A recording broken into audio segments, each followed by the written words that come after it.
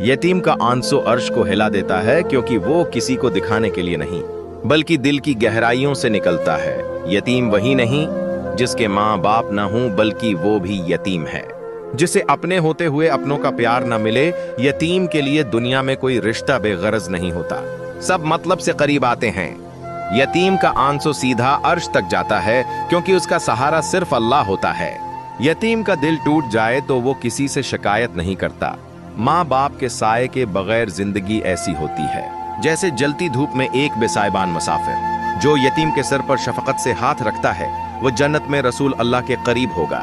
यतीमों के दिल शीशे की मानंद होते हैं, एक बार टूट जाएं तो फिर जुड़ने में वक्त लगता है। यतीमों की परवरिश सिर्फ उनकी जिम्मेदारी नहीं जिनके पास दौलत है, बल्कि इन सब की है जिनके पास नरम दिल है।